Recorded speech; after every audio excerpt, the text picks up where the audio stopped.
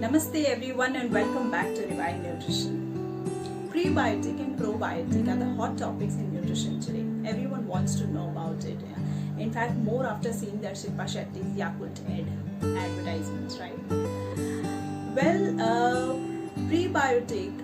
probiotic are the small live beneficial bacteria in our gut. They are naturally present in your gut, but to maintain the population of these bacteria, the good bacteria, you need to add certain foods in our diet.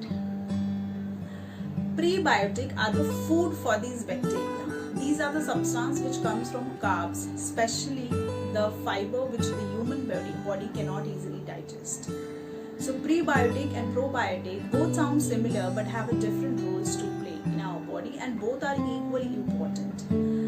Probiotic you can get from foods like yogurt, cheese, miso, sauerkraut, tempeh, kimchi, soya beverages. You can get probiotic from all these foods, the live beneficial bacteria.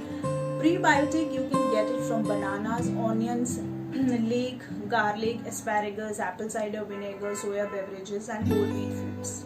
You can add these foods to get the dose of prebiotic food. But also prebiotic and probiotic you get in the market in the form of supplements, like in the form of capsules, liquid or syrup form.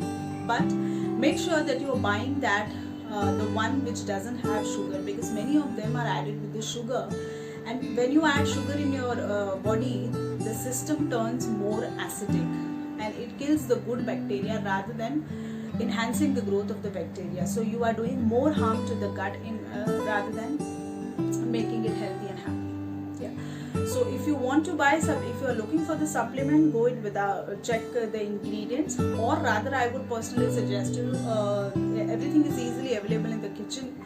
So rather go with the natural foods which will help you to keep your gut flora healthy. But why do you actually need it? Is it very necessary to have it? Yes.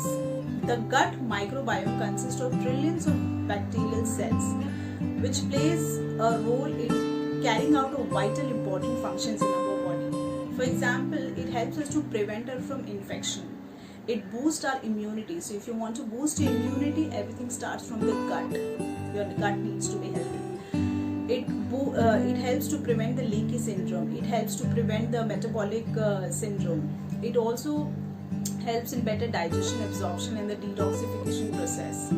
So these are the simple important functions which a gut can which a good bacteria in the gut can help you to go through, right? So if your gut is not healthy, you will have all those problems. You will have indigestion, you will have all other issues, and everybody knows that whatever disease or whatever the problem starts in your body starts from the gut. So you're keeping your gut healthy and happy is very, very important, and that can happen with the addition of the prebiotic and the probiotic foods in your diet.